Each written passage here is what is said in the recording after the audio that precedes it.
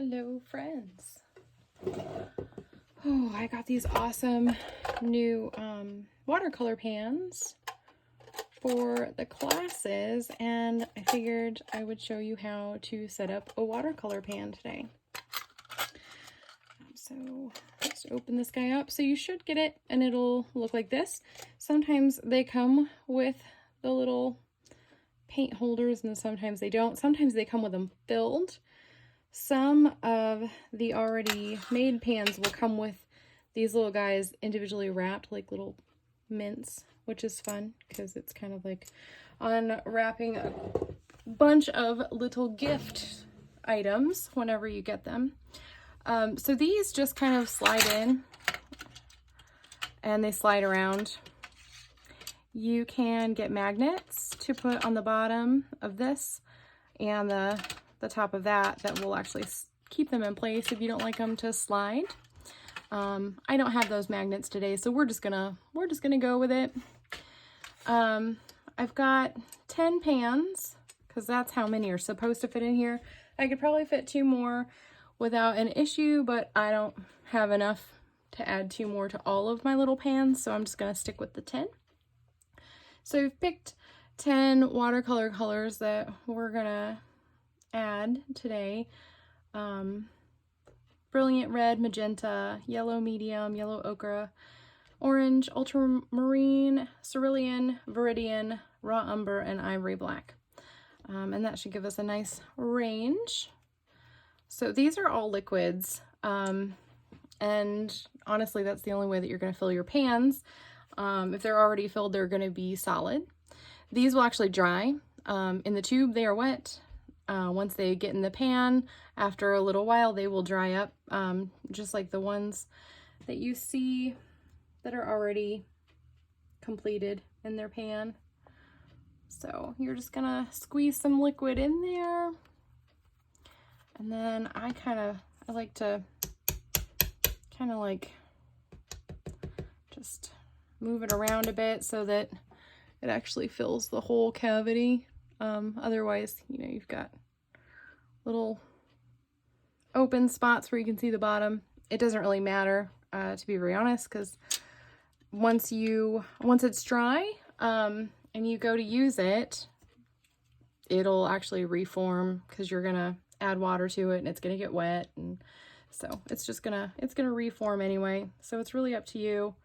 I just like to have it to where that it's already kind of flattened out and even. So here's our magenta.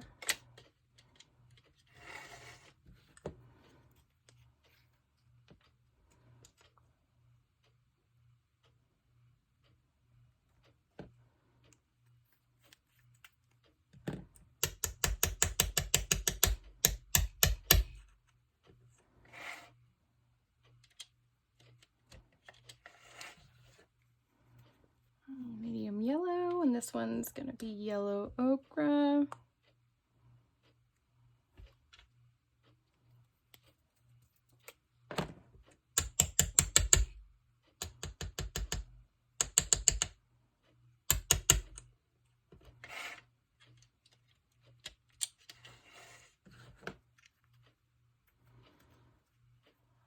And if these are not your colors, like if you have specific colors that you really like to use all the time, that's what I would fill your pan with.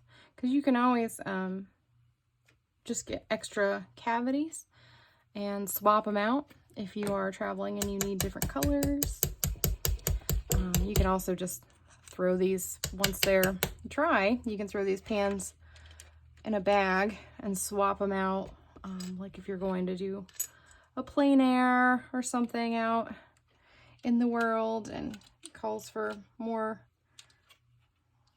colors of green and you're not up for mixing them, you can always just go ahead and bring some pans of green. Oh, it looks like I was wrong. It actually fits 12. So I will have to add those extra 2 after all. I'm not really sure which colors we are going to add in. So let's fill these pans and we'll go back and we'll look and see what other fun colors we should put in. Maybe we will get some light greens in here after all.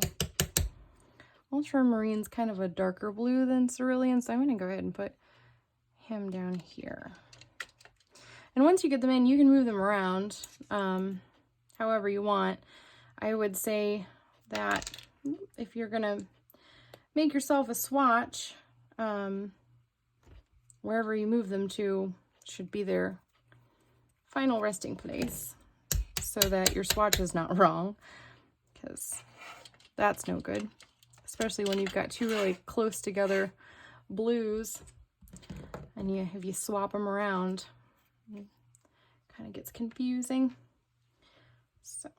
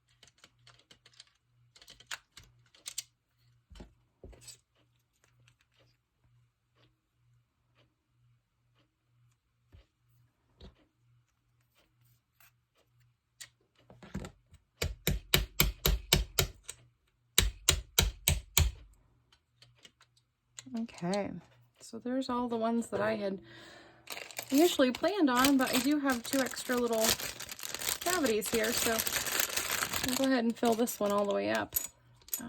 Let's see, what other fun colors can we add here? Well, let's do a lighter green, so let's add some sap green to it, because having a couple of greens is never a bad idea.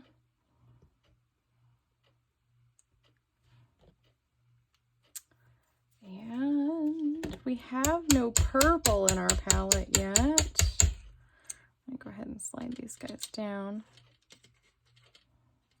so I can put my greens next to one another. So let's do violet. Get some violet in there. So not a lot of palettes have purple when they're the minis. Not really sure why that is. Maybe people just prefer to blend purple. I have never been a fan of blending purples, just because my purples always end up really dark if I blend them, but maybe you are different. So there you have it. That is how you put together your watercolor pan. It doesn't matter how big or small. This is how you would fill up your pan and get started. Next, I will show you how to make a swatch for this. We're gonna create a little watercolor swatch right here just to stick on so that when we look at it, we can see what the colors look like on paper. So that'll be next. Thanks for joining me.